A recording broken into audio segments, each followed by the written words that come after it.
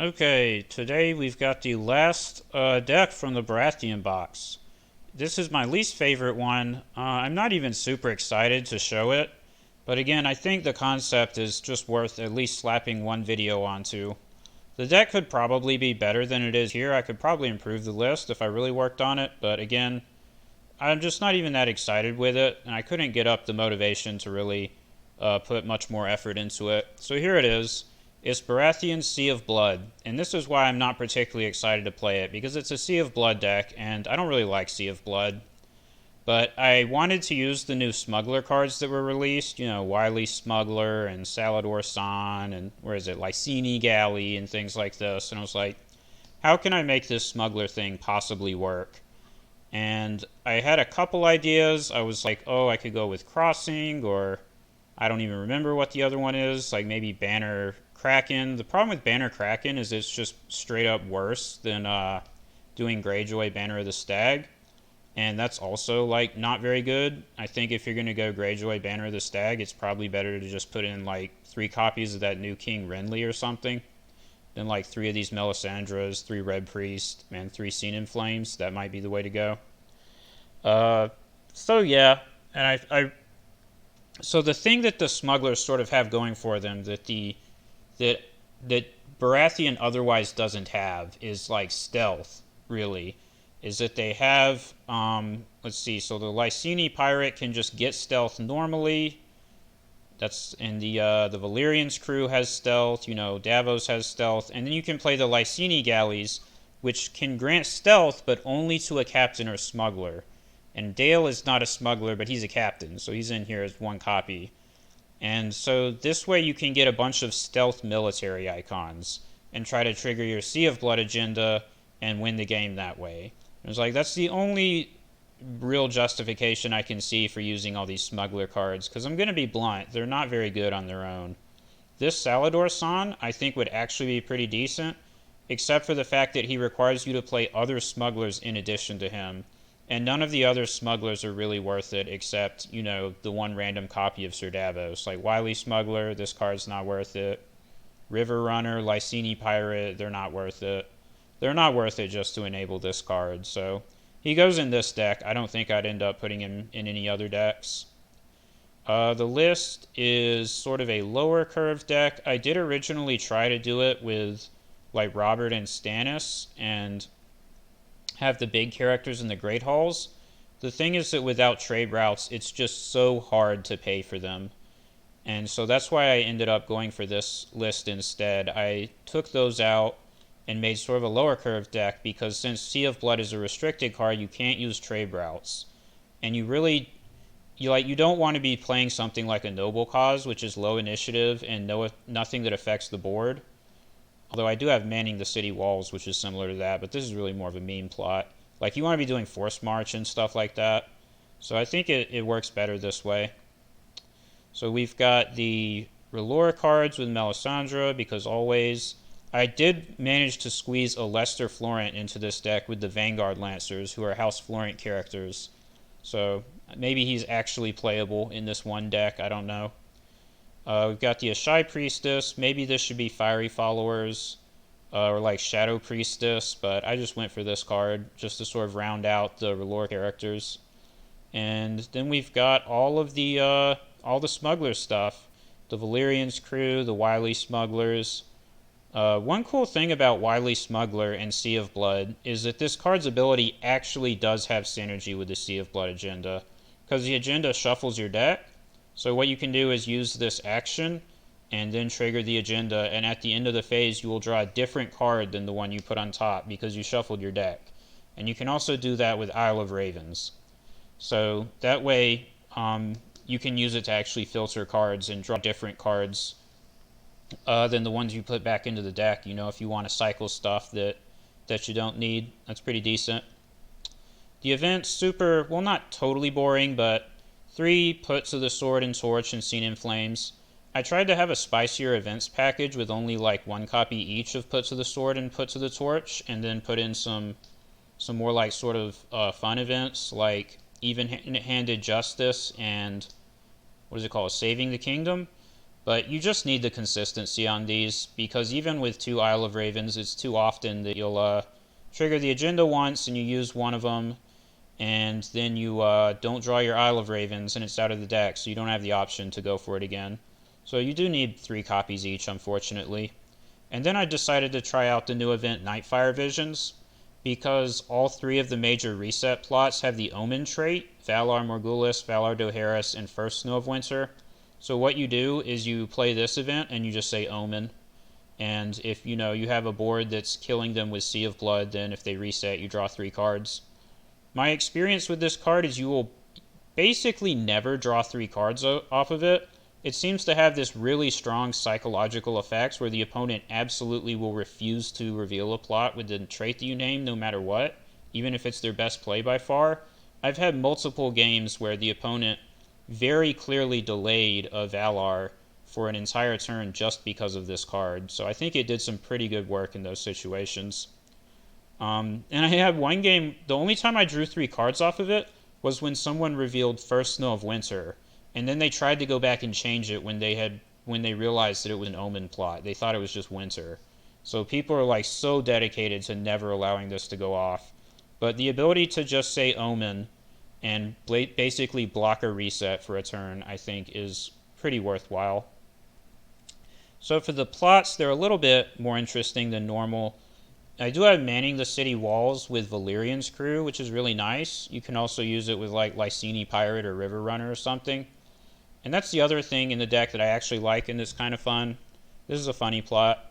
So you got the At the Gates manning the walls, Riddle, Dohaeris, Forced March because your Sea of Blood, counting coppers, and then Nothing Burns Like the Cold, because you have some locations that you're fine tossing for it. You don't really care about Lyseni Galley or Isle of Ravens, probably, if you're like discarding a Winterfell. And there's no attachments because there's just no room. It's totally possible that the deck is still better with 3 Milks, because Milk is just such an insane card. But I like the Nothing Burns Like the Cold. If you run into something like Winterfell, this might be your only chance. It's also a Winter plot, so it lets you trigger the agenda even against Winterfell, even if you can't discard it with the plot effect. And otherwise, you're going to be very dead against Stark with Winterfell. But to be fair, you're going to be dead against a lot of stuff with this deck. I think not only is this my least favorite deck out of the Baratheon decks that I've shown from the box, but I do think it's also objectively the worst. The problem is that, like, even with trying to build a deck around the smuggler stuff, it's just not that good. Like, the characters are just not very efficient. It's not that consistent to actually trigger the agenda. Targ Sea of Blood. This should be a complete death matchup. Should be a slaughter. How else do you say? Like, even if you trigger the agenda, sometimes it's not enough because you just have literally nothing else going for you. Stuff like that. And the only 2 warships in the deck are the 2 Lyseni galleys, because again, I looked at the warships and like all of the warships are just bad and not worth using except for Lyseni Galley. So, unfortunate. That's why Corraine Seth Mantes or whatever is not in the deck, because it was like, I'm not going to play Black Betha just to be able to play Corraine Seth Mantes. It's just not worth it.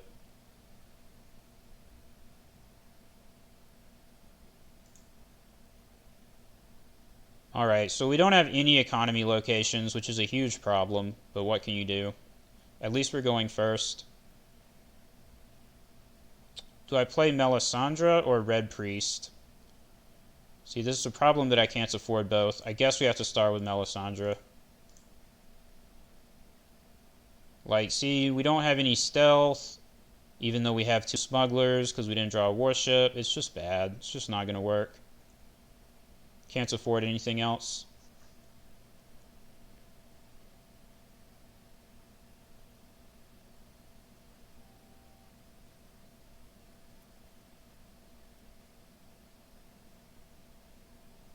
Yeah, like here the game's already over.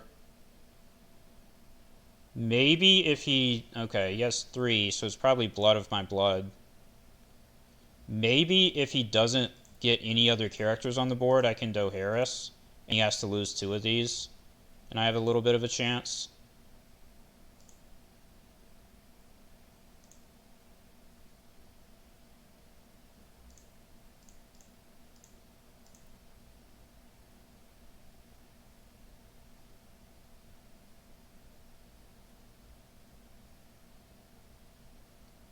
Well, I guess, yeah, he spends 3 there, so he doesn't get to do put to the sword, because he has 0 gold, which is actually a big deal.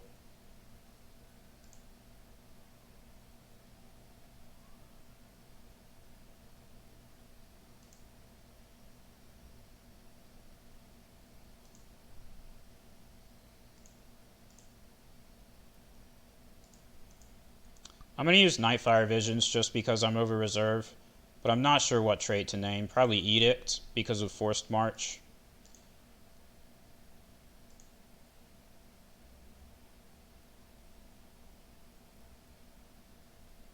Let's see, will we keep Melisandre?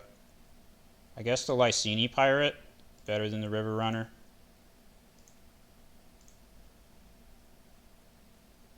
Yeah, March to the Wall is also an edict, so we'll say that.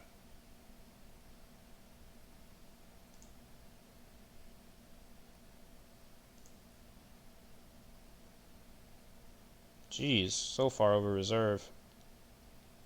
Alright, this. Put to the sword? Sure.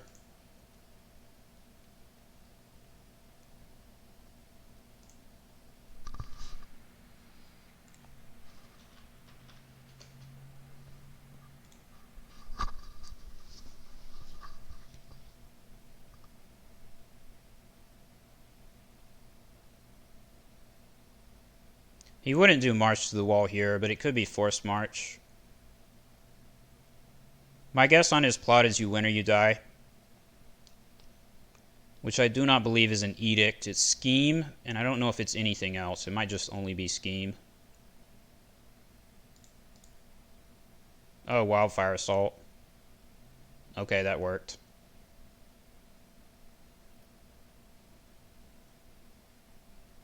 It's a bit of a weird plot to have in his deck. I guess I could have said War, because I think, what do you call it? I think Forced March is also a war plot. But I didn't count on Wildfire Assault. I mean, that's just random, so.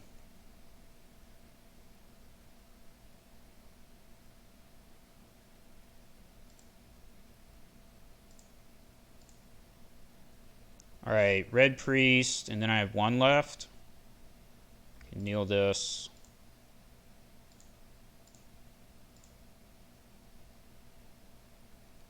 Probably Khal Drogo. Oh no, he's low on money.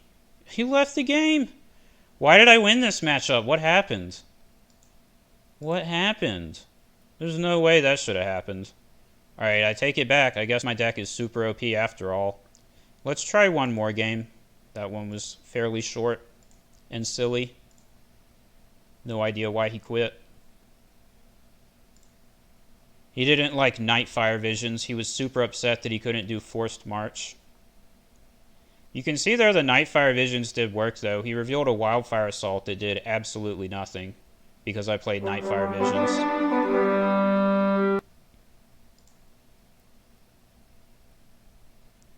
Martell is another bad matchup, but it's Prince that was promised. Martell is only a bad matchup if it's Cancer Martell. If it's Fun Martell, then maybe there's a chance.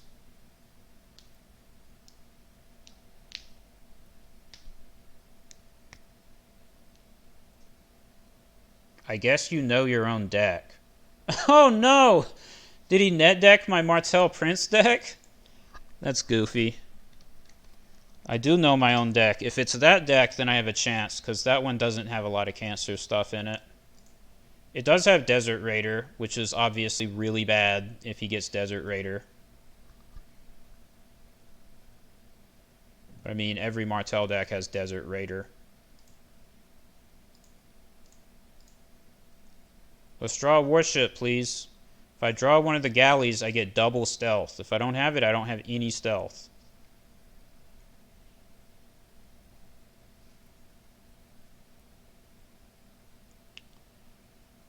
Oh, well, if it's my deck, he's going to open Varys' Riddle.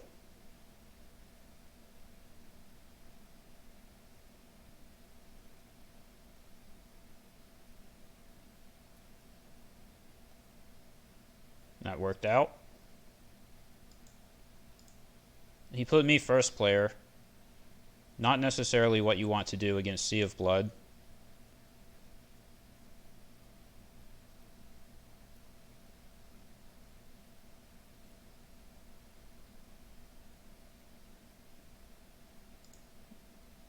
Damn it, that's not what I wanted. I wanted to click Salador San. I hate this game.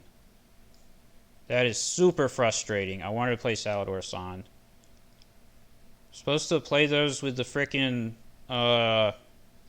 manning the city walls. I don't want to actually pay for them normally. Man, that pisses me off. No, I just have such a lack of connection with this deck that I just make horrible misplays for no reason, just randomly click on the wrong cards.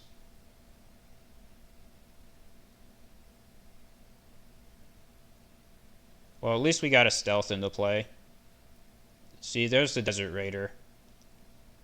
And the milk.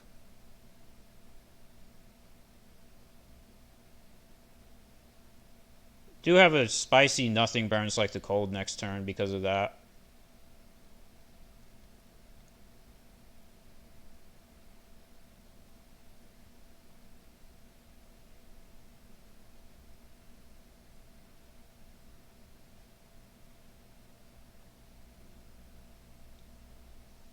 Starfall. Well, he just has everything on turn 1. Starfall. Luckily, because I'm Sea of Blood, he's probably going to pick a military icon instead of intrigue. Yeah, you definitely have to, because otherwise I can go, yeah, I could go military and kill Starfall, so he has to do that. So we just intrigue and pass.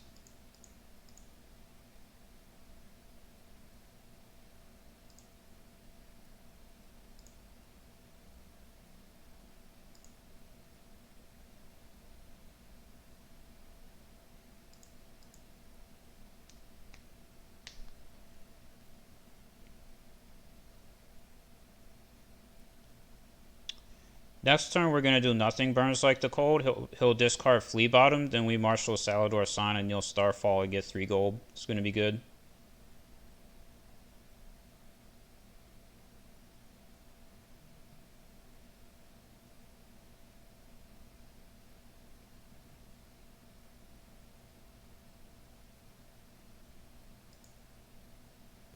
Might as well defend this.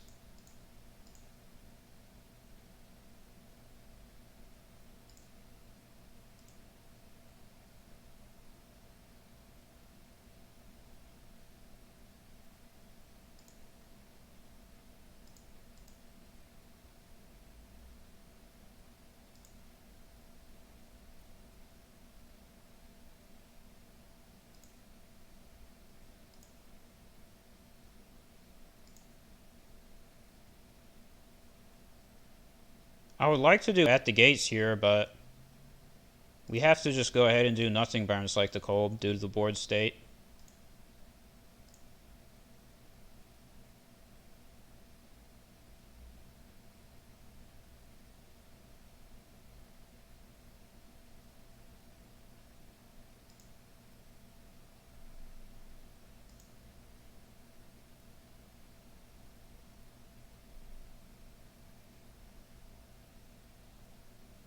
Alright, Neil comes out for 4 plus 3, go to 4. So 4 gold is enough to like play a Shy Priestess and have 1 left over for the agenda. If we want to do but if we trigger the agenda, I'm doing Put to the Torch 100%. So I guess I could also do a Vanguard Lancer. Why not?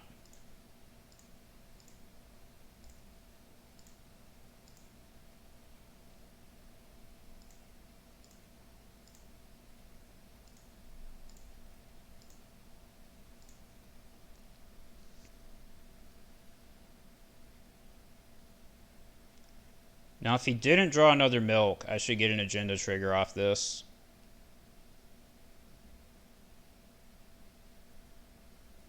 It's a big if. Maybe the 7 cost Ariane could stop me. But I don't think even she would be enough. Oh, this guy has stealth. That helps him a lot.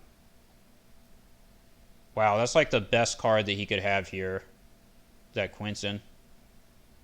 We still have to go for it. Even though Quinton might kill Salador San. So we just go with everything, and we have 11 plus 4 is 15. Stealth this dude.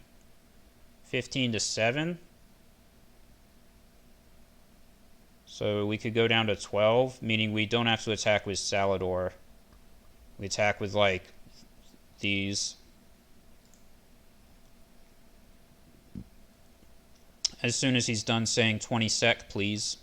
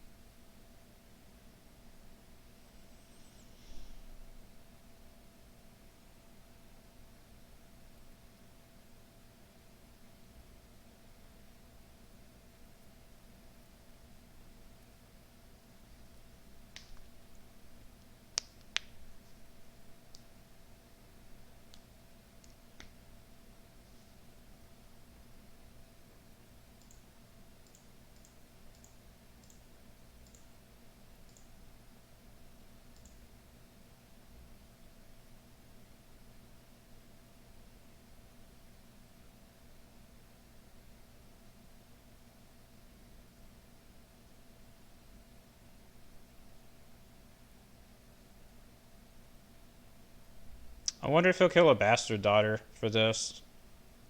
Probably would if I was him. Great Hall, that's actually... it's not really that good given my deck. It's decent though. Not unreasonable.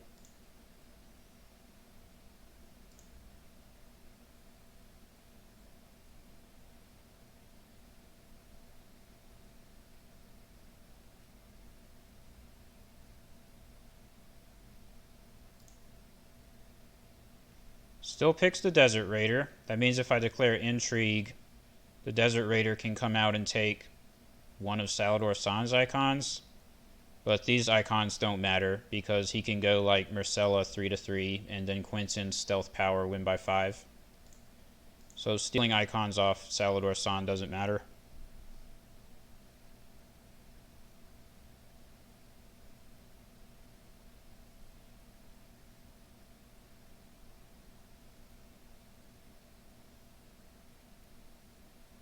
So it doesn't make sense to pick Quinton for claim there because you want to use him to trigger the agenda with the Stealth Power attack.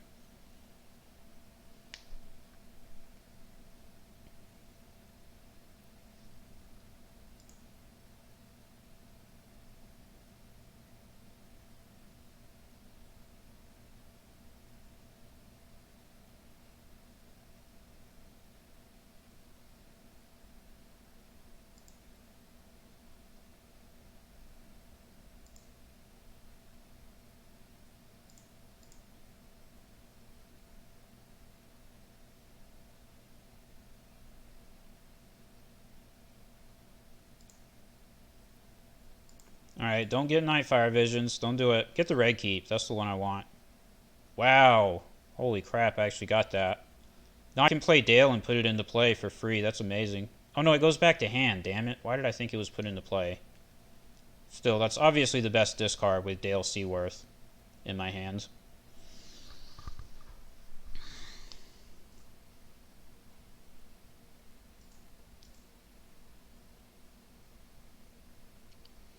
Alright, so if I'm remembering my own Prince That Was Promised deck, I can either say Omen to block Valar Morghulis, or I can say, like, Edict to block Return to the Fields.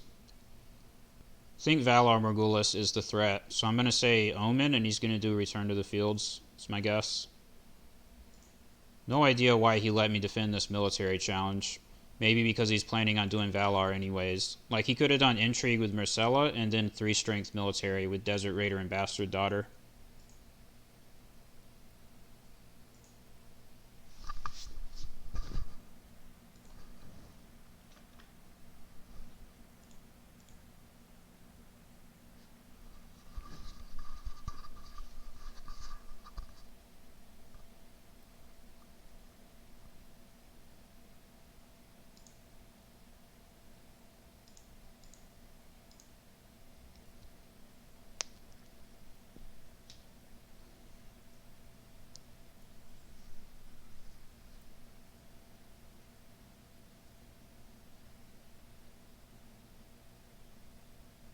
Now we get our at the gates.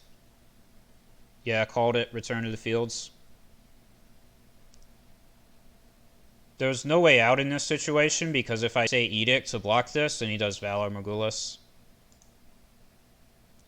This is still better for me because he's potentially sacking like Claim Soak.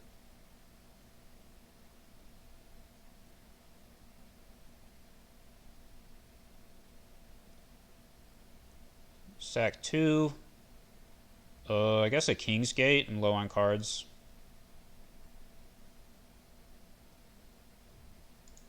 Oh, you put me first player again. No. That's not what you do, because I'm going to do this. I'm going to take your Red Viper.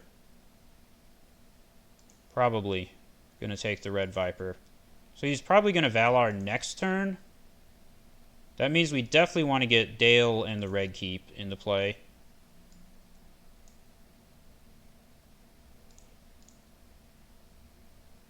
Return it to your hand, yeah. Damn, I can't actually pay for the Red Priest. But the thing here is if I pay for Red Priest and take the Red Viper out of his hand, then again, he just does Valar Morgulis and then marshals him after the Valar. So this is definitely the right thing to do. A little unfortunate that I'm 1 gold off of playing like Emery Florent or something, but whatever.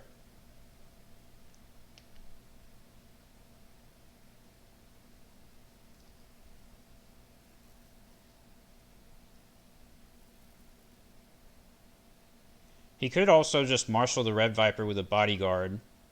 But if he marshals him with a save, yeah, here he is. I might be able to clear the save with Put to the Sword. And then Valar is dangerous. Ah, he got the milk. That's what I was afraid of, so we can probably never trigger the agenda again. Unless we get lucky and draw a warship to get more stealth. I guess yeah. That's the problem with the deck is it's so fragile, like one little thing that comes out and blocks your agenda trigger, and then all of a sudden you're just completely dead in the water and have nothing worthwhile to do with your life.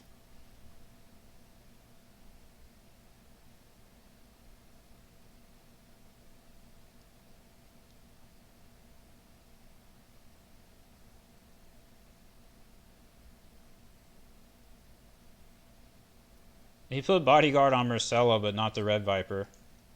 That's a little bit weird.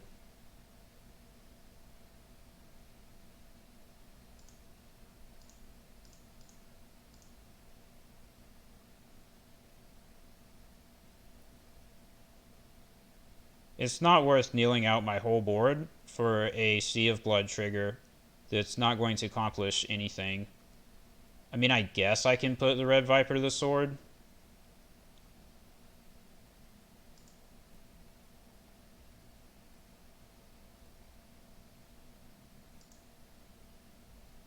It really doesn't matter.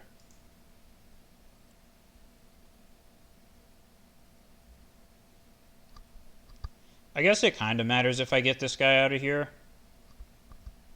Because even if he does his agenda to get him back out of the dead pile, it slows him down a lot.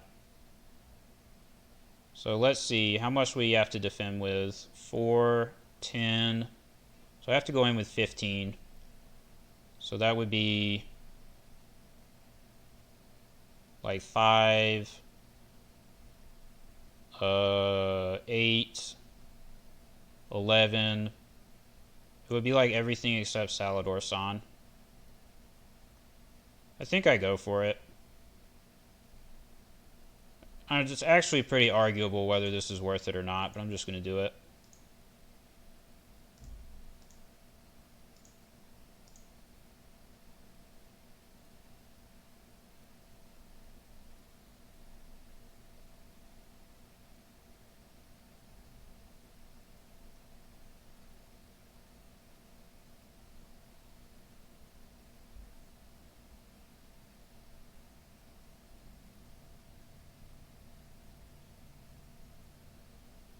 I'm expecting him not to fully block this. I'll be very happy if he does.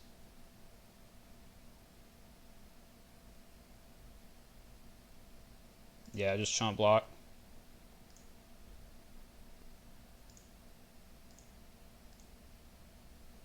Like, I don't understand why you don't put the bodyguard on him. That would have stopped this. Oh wow, the bastard daughters discarded my hand. Totally forgot about that. That's actually a big deal. That messes me up a good bit. Because those cards were going to be pretty important for continuing to be able to do stuff after the Valar Morghulis. Now he can do Valar Morghulis and it's going to be pretty strong. I'll probably be dead.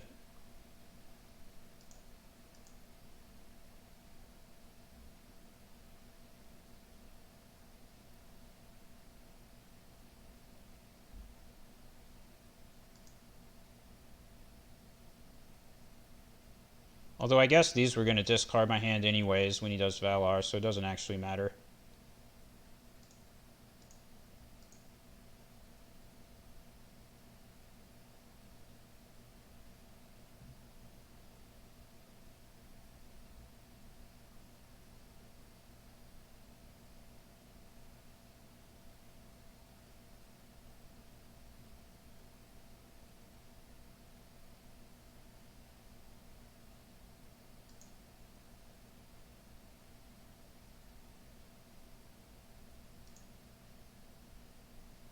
Yeah, now we just have to do counting coppers.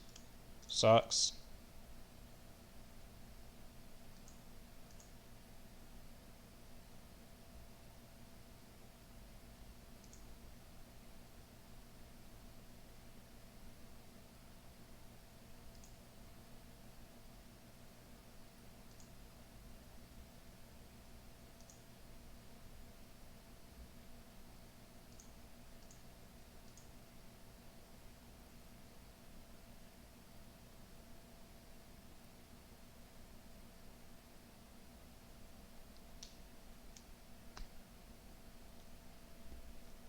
If he doesn't do Valar Morghulis, I'm not sure what he would do instead. That actually kind of makes sense. Actually kind of makes sense. Come on, Red Priest. Still pretty decent. Pretty decent draws, actually. I should have probably marshaled this Great Hall. Oh well. Oh well.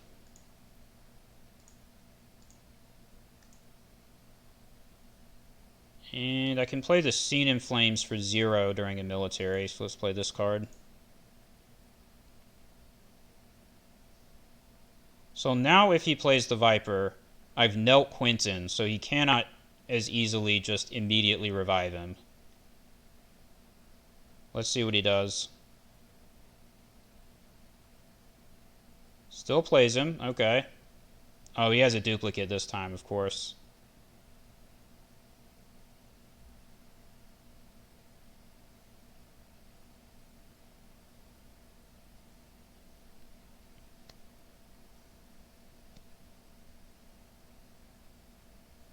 Two bodyguards, alright. Alright, here we go. 1, 2, 3, 4, 8. Attack with 13. So you go 3, 3. Go. Oh yeah, I have stealth. That makes life easier.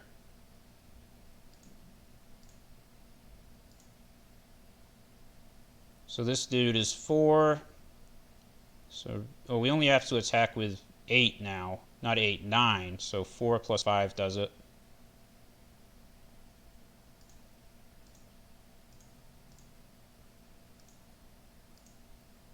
Still have to put the Red Viper to the sword, or he'll do Valar Morghulis.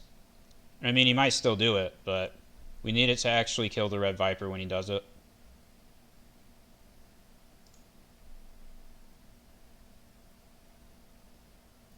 I guess that.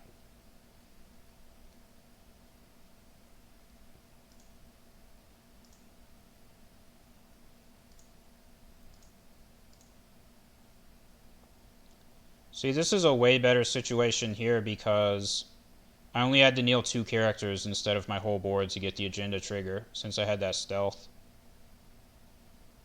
I might just pass now. See, Viper is plus Marcella is 7 strength. So I can defend like here. I think I do an intrigue still. No, but discarding that House Dane Escort doesn't even do anything. So yeah, we just pass. I don't want to do a power because I want to try to activate the red keep. If we actually trigger the red keep this turn, that's pretty good.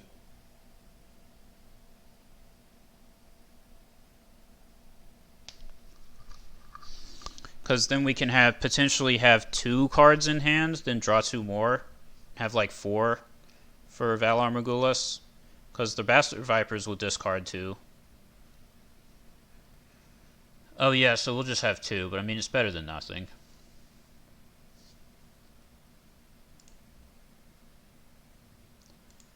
Use the guy that doesn't have a power icon.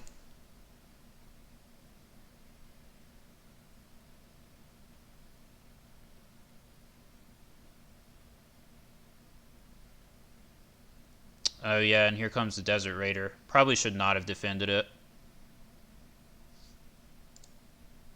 That was a misplay.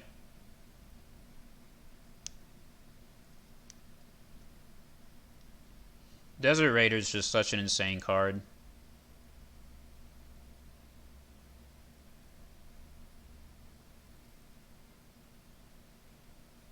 I guess it literally doesn't matter for the Valar Morghulis, because even if I draw 2 off the red keep, the 2 Bastard Daughters would discard them. So it actually doesn't do anything. But letting him win a power challenge is still pretty unfortunate. Since, you know, he's going to be at 10 power. Don't really like that.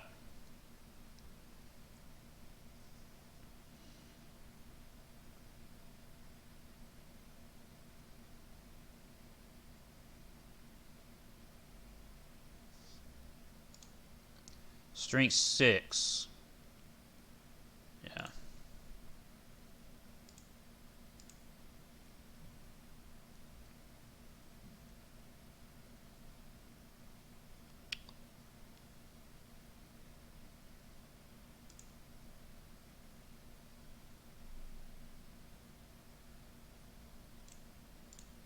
Let's reshuffle. There's too many. I guess put to the sword. Why not?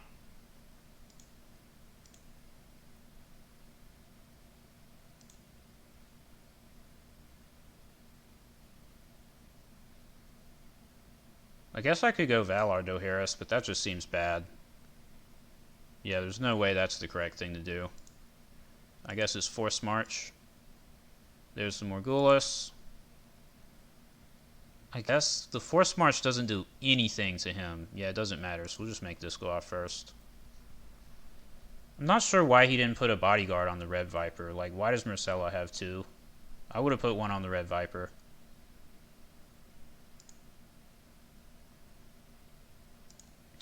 Alright, we need some good top decks here. So 1 good one and 1 bad one.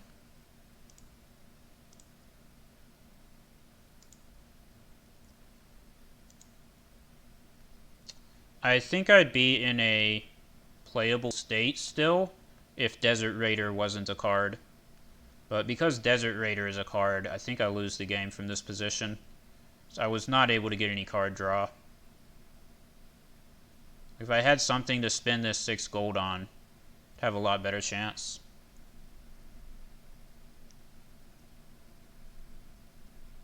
So he played No Use for Grief. Holy crap. Alright, that's game, for sure. This is not my deck, because I did not have No Use for Grief in my deck. He made some custom edits. Although that is a dank card, I mean, that actually makes sense.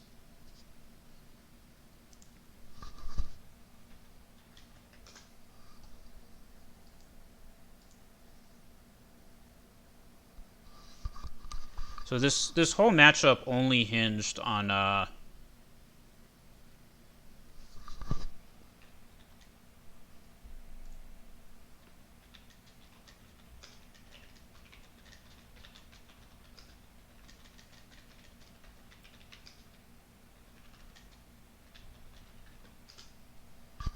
This only hinged on the reset. From like turn 2, the only thing that mattered was how the Valar Morghulis was going to shake out. And we couldn't quite get there. Just got screwed a little bit too hard. But it does show off what I was talking about with the deck, where if you're not killing everything on their side with your agenda, then you just don't have very much going for you. It's just not that good. So yeah. Smugglers, still not a very good theme. Sorry. Will they ever be? Probably not.